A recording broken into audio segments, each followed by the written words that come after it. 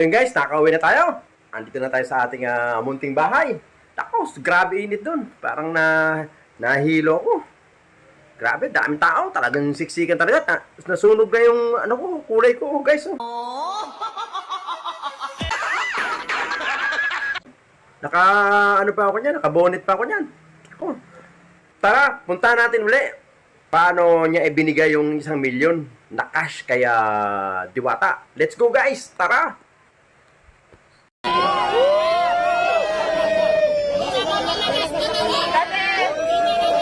Kasi nabalitaan ko na nagpapahinga lang daw siya dito sa sasakyan, kaya ayan. Oo, na pag pinagawa ko kay Mousier, ilalagay ko sa vlog kung saan. And then naman, ready ka na ba sa next kahon natin na magpapabago ng buhay mo?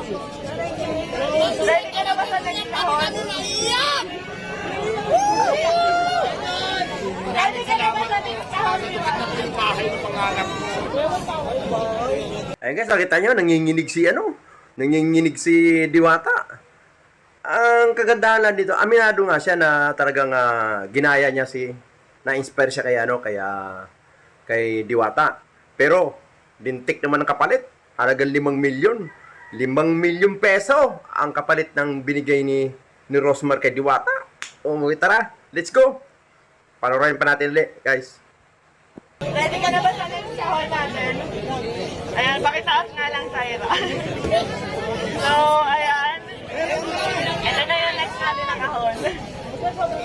Ayan. Ito na yung kasi guys. So, ayan. 100,000. Ano masasabi mo, Diwata? 100,000! Todo si Alvin, no? 100,000! Meron pa ba? Tingin nyo meron pa? Meron pa! 100,000! 1 million! 1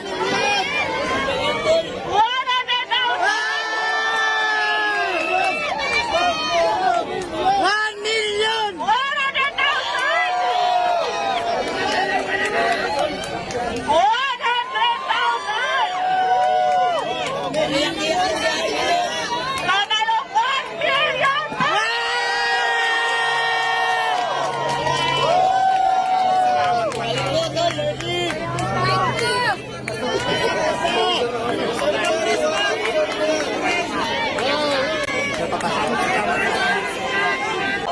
At hindi lang yan. Meron pang ibibigay kay Diwata na worth 1 million Shift International product na pwede niyang itinda dito para instant cash. So yun guys, napanood nyo ha.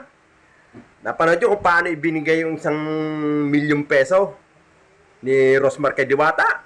At talagang halos manlumo si Diwata sa ginawa ni Rosmar. Talaga naman napakabait talaga ni Rosmar. Talaga grabe. Pati kami doon, nanginginig yung mga kalamna namin. Talagang birmo. Worth 5 million peso. Bahay, pera, motor, saka kung ano-ano pa. Ikaw ba kung di ka mabait at ikaw naman ay talagang pinagpala ng Panginoon Diyos, talagang maibibigay mo yung ganyang halaga? Oo nga, nandun na tayo, nagaya niya nga, pero ang kapalit naman, grabe. Talagang biyaya na kapalit. Yan sinasabi, nagbigay ka ng sa kapwa mo, ang kapalit, grabe. Yun ang sinasabi ko.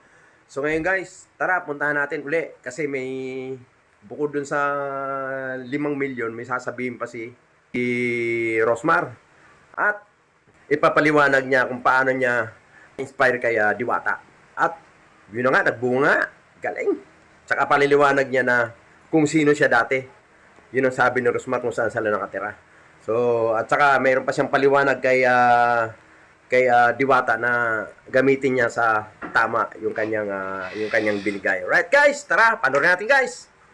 Maraming salamat po, nailakto ko, sobrang saya ko kasi pangarap ko talaga magkaroon ng bahay. Tapos hindi lang bahay yung binigay mo, madam, may pera pa. So maraming salamat po. Mababago na po talaga yung buhay ko. Thank you so much. Kaya ang sinasabi ko, kaya lagi ko sinasabi na na sure ako magbabago ang buhay dito ni Diwata. Kasi kami ng asawa ko po, nakatira lang kami noon, natutulog lang po sa likuran ng pet shop sa Sampaloc, Manila, kung saan sa kama namin may nagtatakbuhang daga, ibis at kung ano-ano pa. Pero dahil sa sinabit sa kasal namin ng aming mga magulang, na 1 million ngayon, napakalaki na po ng pinagbago ng buhay namin. Kaya Diwata, gamitin mo sa tama. Yes, tama sa akin yun. Nagamit natin ng tama. Kung nagamitin ko sa pag-negosyo ko, kung hindi ko, itatabi ko po yung pera, siyempre po may tutor. Yes. Kasi alam nyo guys, sa pagpapare, sa totoo lang, aminado ako, gaya-gaya ako. And aminado ako, ginaya ko si Diwata. Kasi na-inspire ako talaga sa kanya, pero hindi para gawin siyang kompetensya. Sa totoo lang, matagal na kami nagka-chat ni Diwata. And tinanong ko talaga siya kung may tinutubo ka ba, may kinikita ka ba. Kasi talagang na-inspire ako sa kanya. Matagal ko nang gusto maglabas ng pares, kaso nga beef. ang tagal pa kuluin. Pero nung nagka-idea ako sa kanya na pwede pala yun karne, pork, ganyan, tas ang dami namin nabibigyan ng trabaho. Ang alam ko 80 katao mahigit ang trabahador ni Diwata at sa akin naman nasa 50 kasi 50 nasa 100. Napakaraming pamilya po yung nabago naming dalawa. Pero sa totoo lang guys, sa pagpapares na yan, wala po kaming kinikita talaga. Ayan, tinanong ko rin si Diwata kung kumikita ba siya, kung magkano na ba yung ipon niya, kumikita ba talaga siya. So sabi niya sa akin, tinanong ko kung milyon na ba kinita mo kasi sa dami ng tao. Hindi raw, malayo pa, pero ngayon instant milyonaryo ka. Yehey!